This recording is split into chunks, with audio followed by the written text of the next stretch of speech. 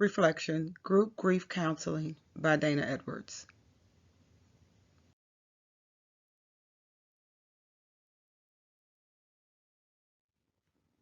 Goals of grief counseling.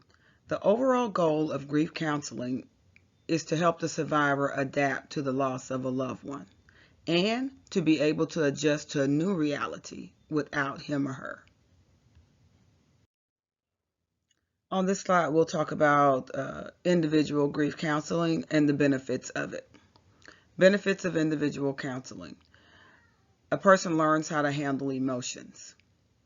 They also add to their support network people who are experiencing the loss of a loved one as well.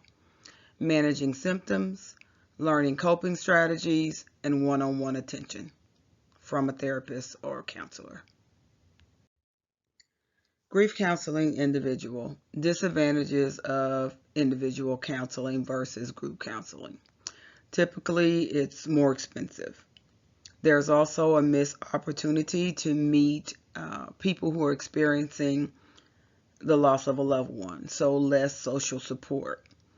There's also too much one-on-one attention. If you're a person who does not like one-on-one attention, group counseling may be a good alternative to one-on-one counseling where you will have the attention of the counselor. It's just you and the counselor. Another disadvantage is counseling individually may make grief worse for the client. In the beginning of counseling, reliving the experiences and interactions with your loved one who is now deceased may be more intense, and you will not have additional people in the group to share this grief with. So it may be a little intense doing the one-on-one counseling in the beginning. Grief and loss counseling. The Lord is close to the brokenhearted and saves those who are crushed in spirit. Psalms 34:18.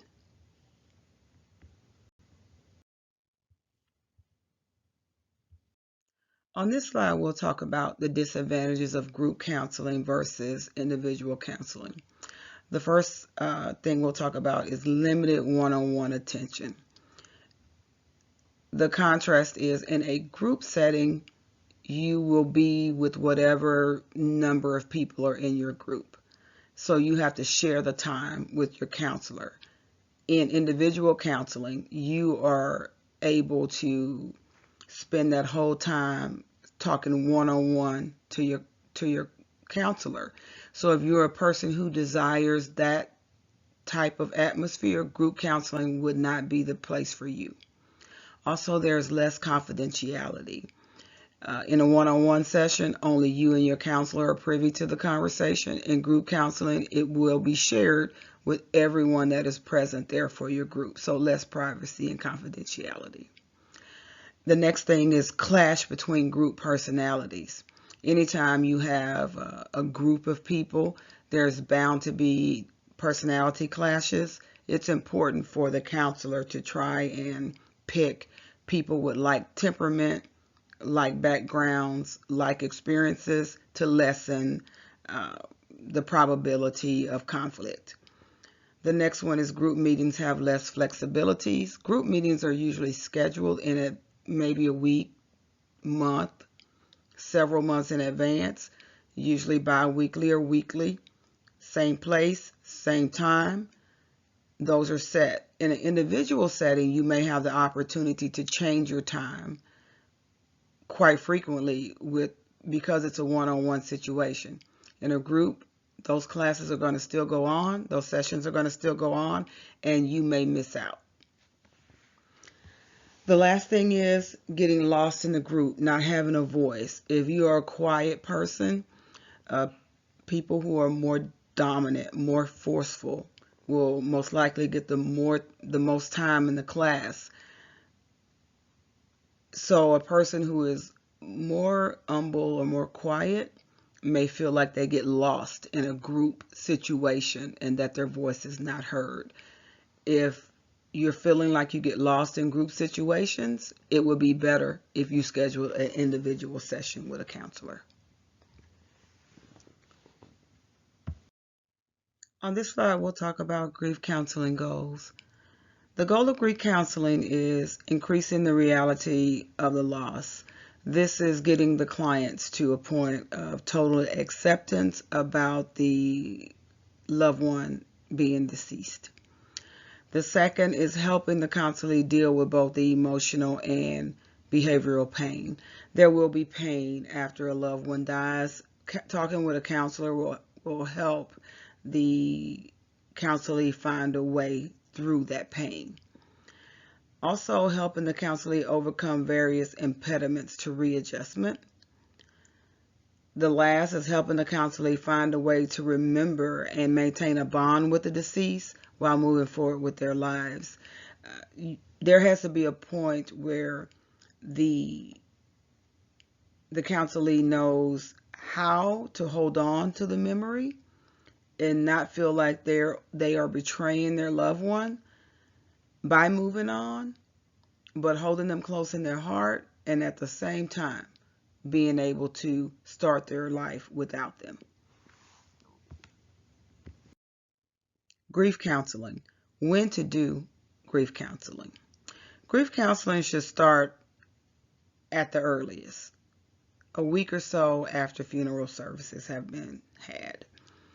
Sooner if the person was already in contact with the counselor before their loved one passed away.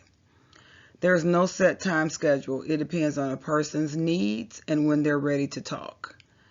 Harvard research found that it takes 3 to 4 months for a bereaved person to realize all they have lost after the partner dies. There's a period of time for total acceptance or even for them to begin to accept it. So if it takes a week, a month, 3 to 4 months, as long as the bereaved get an opportunity to talk with the counselor, no set time period. Grief counseling. Why recommend a bereaved person to group counseling? A bereaved person is recommended to counseling to help them work through their acute grief from losing a loved one and to help them adapt to a new life without them. The second reason, it's to help them accept the finality of loss. Also, to get them through the sadness, anger, guilt, anxiety, and pain they will feel. It's also to help them find ways to remember the deceased and to provide adequate time and space to grieve. On this slide, we will discuss the role of support groups in grief counseling. Support groups provide loved ones a place to communicate their feelings. Everybody in that group will have lost someone. It helps to share that grief with those who are also grieving. It also provides emotional support, provides education about grief, mourning, and bereavement. That education will help you know that you are okay, you're on the right path for healing.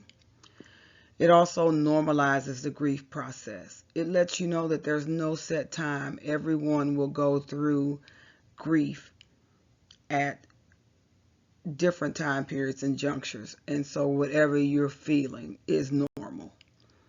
And it also provides connection to other resources and to groups to promote healing.